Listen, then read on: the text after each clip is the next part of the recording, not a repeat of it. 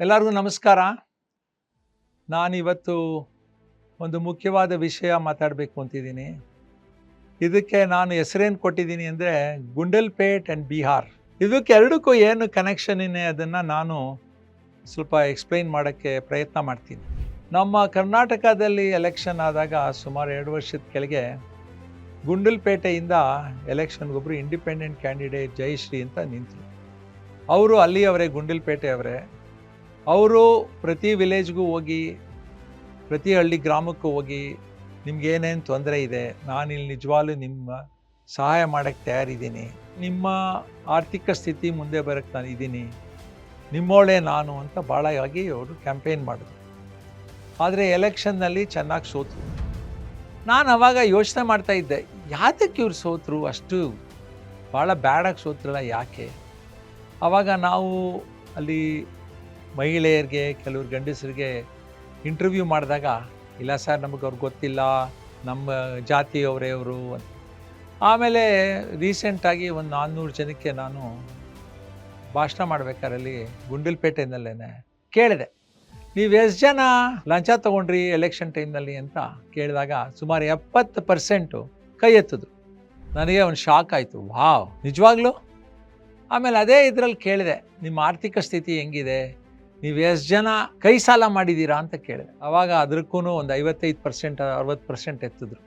ಎಷ್ಟೆಷ್ಟು ಮಾಡಿದ್ದೀರಾ ಅಂದರೆ, ಸರ್ 2 ಲಕ್ಷದಿಂದ 5 ಲಕ್ಷ ಎಲ್ಲ ಮಾಡಿದ್ದೀವಿ, ತಿಂಗಳಿಗೆ 4% ಕಟ್ತೀವಿ. ತಿಂಗಳಿಗೆ 4% ಅಂದರೆ ವರ್ಷಕ್ಕೆ ಆಲ್ಮೋಸ್ಟ್ 50%. 50% ಕಟ್ಟಿ ಯಾರು ಉದ್ಧಾರ ಆಗ್ತಾರೆ ಹೇಳಿ? ಯಾರು ಉದ್ಧಾರ ಆಗೋಕ್ಕಾಗಲ್ಲ. ಆವಾಗ ಅಂದ್ಕೊಂಡೆ, ಇಷ್ಟೊಂದೆಲ್ಲ ಕಷ್ಟ ಇದ್ರು ಜನಕ್ಕೆ, ವೋಟ್ ಮಾಡಿದವ್ರಿಗೆ ಮಾಡ್ತಾರಲ್ಲ, ಕುರಿ ತಲೆ ಹೊಡೆಯೋರ ಹತ್ರನೇ ಹೋಗುತ್ತಲ್ಲ, ಏನಕ್ಕಿದು ಅಂತ. ಆದರೆ ನಾನು ಅಂದ್ಕೊಂಡೆ, ಏನೋ ಆಗಿರ್ಬೋದು ಗುಂಡಲ್ಪೇಟೆಯಲ್ಲಿ, ಜಯಶ್ರೀನೇ ಏನೋ ತಪ್ಪು ಮಾಡಿರ್ಬೋದು ಅಂತ. ಆದರೆ ಫಾಸ್ಟ್ ಫಾರ್ವರ್ಡ್ ಮಾಡಿ 2025 ನವೆಂಬರ್ ಬಿಹಾರ್ನಲ್ಲಿ ಎಲೆಕ್ಷನ್ ಆಯಿತು. ಅದಕ್ಕೊಂದು ಹಿನ್ನೆಲೆ ಹೇಳ್ತೀನಿ. ಬಿಹಾರ್ ವಿಚಾರ, ಬಿಹಾರು ಜನ ಭಾಳ ಒಳ್ಳೆಯವರು, ಭಾಳ ಬುದ್ಧಿ ಇರೋರು ಜನ. IAS IPS ಆಫೀಸರ್ಸ್ ಎಲ್ಲ ಎಷ್ಟೋ ಜನ ಬಿಹಾರಿಂದ ಬರ್ತಾರೆ. ಆದರೆ ಅವ್ರದ್ದು ಇನ್ಕಮ್, ಪರ್ ಕ್ಯಾಪಿಟಲ್ ಇನ್ಕಮ್ ಅಂತೀವಿ ಇಂಗ್ಲೀಷ್ನಲ್ಲಿ. ಎಷ್ಟು ಇನ್ಕಮ್ ಅಂದರೆ ವರ್ಷಕ್ಕೆ ಅವ್ರಿಗೆ $800 ವರ್ಷಕ್ಕೆ. $800 ಅಂದರೆ 65,000 ರೂಪಾಯಿ ವರ್ಷಕ್ಕಷ್ಟೇ ಆವ್ರೇಜ್ ಮಾಡೋದು. Poorest state in the country. ಇದು ಯಾಕೆ ಎಷ್ಟು ಹಿಂದೆ ಉಳಿದಿದೆ? ಆದರೆ ಎಲೆಕ್ಷನ್ನಲ್ಲಿ ಈ ಸತಿ ಕೆಲವರೆಲ್ಲ ಭಾಳ ಹೇಳಿದ್ರು. ಒಂದು ಪಾರ್ಟಿಯವರು, ನಾವು ನಿಮ್ಮನ್ನೆಲ್ಲ ಚೇಂಜ್ ಮಾಡ್ತೀವಿ, ನಾವುಗೆ ಎಲ್ಲ ಸ್ಕಿಲ್ ಟ್ರೈನಿಂಗ್ ಕೊಡ್ತೀವಿ, ಮುಂದೆ ಬರೋಂಗೆ ಮಾಡ್ತೀವಿ, ನಾವು ನಿಮ್ಗೆ ಎಜುಕೇಷನ್ ಕೊಟ್ಟು ಇಲ್ಲೇ ಇರೋಂಗೆ ಮಾಡ್ತೀವಿ, ಇಲ್ಲೇ ಆದಾಯ ಜಾಸ್ತಿ ಬರೋಂಗೆ ಮಾಡ್ತೀವಿ, ಬೇಕಾದಷ್ಟು ಥರ ಪ್ರಾಮಿಸ್ ಮಾಡಿದ್ರು, ಖಂಡಿತ ಮಾಡ್ತೀವಿ ಅಂತ. ಆದರೆ ಎಲೆಕ್ಷನ್ನಲ್ಲಿ ಅವ್ರಿಗೆಲ್ಲ ಯಾರು ಮಾಡಿದ್ರು ಅವ್ರು ಒಂದು ಓಟು ಬರಲಿಲ್ಲ, ಗೆಲ್ಲಿಲ್ಲ, ಒಂದು ಸೀಟು ಬರಲಿಲ್ಲ. ಯಾವಾಗ ಹಿಂದಿನ ಪಾರ್ಟಿ ಇತ್ತೋ ಅದೇ ಗೆದ್ದರು. ಆಶ್ಚರ್ಯ ಅಲ್ಲ? ಮೋಸ್ಟ್ ಹಿಂದುಳಿದ ಸ್ಟೇಟ್ ಇದು. ಜನ ಎಷ್ಟು ಕಷ್ಟಪಡ್ತಾ ಇದ್ದಾರೆ. ಒಂದು ಮುಂದಕ್ಕೆ ತರೋದು ಅಂತ ಬೇರೆ ಪಾರ್ಟಿಗಾರು ಕೊಡೋದು ಬೇಡವಾ? ಅವರು ಅವ್ರಿಗೇನೆ ಕೊಟ್ರಲ್ಲ, ಕುರಿ ತಲೆ ಹೊಡೆಯೋರ ಹತ್ರನೇ ಹೋಯ್ತಲ್ಲ, ಯಾತಕ್ಕೆ? ಅವ್ರಿಗೇನು ಹಿಂಗೆ ಇರೋಕ್ಕೆ ಇಷ್ಟನಾ, ಮುಂದೆ ಬರೋಕ್ಕೆ ಇಷ್ಟ ಇಲ್ವಾ ಅಂತ ಇನ್ನೂ ಯೋಚಿಸಿದೆ. ಆವಾಗ ಕೆಲವ್ರ ಕಡೆ ರಿಪೋರ್ಟ್ ಓದಿದೆ, 10,000 ರೂಪಾಯಿ ಕೊಟ್ರಂತೆ ಗೌರ್ಮೆಂಟು ಪ್ರತಿ ಮಹಿಳೆಯರಿಗೂ, ಒಂದು ಫ್ಯಾಮ್ಲಿಗೆ 10,000 ರೂಪಾಯಿ. 10,000 ರೂಪಾಯಿಗೆ ವೋಟ್ ಮಾಡ್ಕೊಂಡ್ಬಿಟ್ರಲ್ಲ. ವೋಟು ಅಂತ ಅಮೂಲ್ಯವಾದ ಒಂದನ್ನು 10,000ಕ್ಕೆ ಮಾಡ್ಕೊಂಡ್ರು. ನಿಜವಾಗ್ಲೂ ಮಾಡ್ಕೊಂಡ್ರು.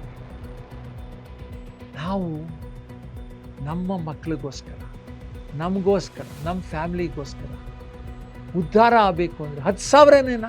10,000ದಿಂದ ಉದ್ಧಾರ ಆಗ್ತೀರಾ ಯಾರಾದರೂ? ಆ್ಯಾವ್ರೇಜ್ ಇನ್ಕಮ್ಮು 20-25 ಸಾವಿರ ಇರ್ಬೋದು ತಿಂಗಳಿಗೆ. ವರ್ಷಕ್ಕೆ 2 ಲಕ್ಷ 2.5 ಲಕ್ಷ. 10,000ಕ್ಕೆ ಮಾಡ್ಕೊತಾರೆ. ಅವ್ರು ವರ್ಷಕ್ಕೆ 40-65 ಸಾವಿರ ಇದ್ರೆ 10,000ಕ್ಕೆ ಮಾಡ್ಕೊತಾರೆ. ನಾವು ಕೇಳಬೇಕಾಗಿರೋದು, ನಮ್ಗೆ 65 ಸಾವಿರ ಇರೋದು 6 ಲಕ್ಷ ಬೇಕು ಅಂತ ಕೇಳಬೇಕು. ಮುಂದೆ ಬರಬೇಕು ನಾವು. ಅಂಥವ್ರಿಗೆ ನಾವು ವೋಟ್ ಮಾಡಬೇಕು, 10,000 ಕೊಡೋರ್ಗೆ ವೋಟ್ ಮಾಡಬೇಕು. ಯೋಚನೆ ಮಾಡಿ, ಇಂಥ ಅಮೂಲ್ಯವಾದ ಒಂದು ನಮ್ಮಲ್ಲಿದೆ ಕೈನಲ್ಲಿ ವೋಟಿಂಗ್. ಅದನ್ನು ನಾವು ಈ ಥರ ಹಾಳು ಮಾಡ್ಕೊಳ್ಳೋದು ಸರಿನಾ? ಇದನ್ನು ಖಂಡಿತ ನಾವು ಯೋಚನೆ ಮಾಡಿ.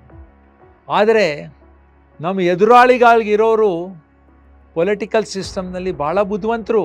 ಅವರು ಬಡವ ನೀನು ಮಡಗ್ದಂಗೆ ಇರಬೇಕು, ಬಡವ ನೀನು ಎಲ್ಲಿದ್ಯೋ ಅಲ್ಲೇ ಇರಬೇಕು, ಅದಕ್ಕೆ ಅವ್ರು ಈ ಥರ 10,000 3,000 ಕೊಟ್ಟು ನೀವು ಬಡಗನಾಗೇ ಇಡಿಸಿ ನೀನು ಸಂತೋಷವಾಗಿ ಅಲ್ಲಿ ಬಿದ್ದಿರು ಅಂತ. ನಿಜವಾಗ್ಲೂ ಅಲ್ಲಿರಬೇಕಾ ನಾವು? ನಮಗೂ ಶ್ರೀಮಂತರಾಗಬೇಕು ಅಂತ ಆಸೆ ಇಲ್ವಾ? ನಮ್ಮ ಮಕ್ಕಳು ಚೆನ್ನಾಗಿ ಓದಬೇಕು ಅಂತ ಆಸೆ ಇಲ್ವಾ? ನಮ್ಮ ಕಾಯಿಲೆ ಬಂದರೆ ನೋಡ್ಕೊಬೇಕು ಅಂತ ಆಸೆ ಇಲ್ವಾ ನಮಗೆ? ಆಸೆಗಳೆಲ್ಲ ಹೊಟ್ಟೋಬೇಕಾ 50,000ಕ್ಕೆ? ಯೋಚನೆ ಮಾಡಿ. ನಾವು ಯೋಚನೆ ಮಾಡಬೇಕು. ಅದಕ್ಕೇ ನಮ್ಮ ಅಂತರ್ಧ್ವನಿ ಮೂಮೆಂಟ್ ಅಂತ ಇದೆ. ಇದರಲ್ಲಿ ನಾವು ಯಾವ ಪಾಲಿಟಿಷಿಯನ್ ಮಾತು ಕೇಳಲ್ಲ. ನಮಗೇನು ಬೇಕೋ ನಾವು ನೋಡ್ತೀವಿ. ನಮ್ಮ ಬುದ್ಧಿನ ನಮ್ಮ ಕೈನಲ್ಲಿ ಇಟ್ಕೊತೀವಿ.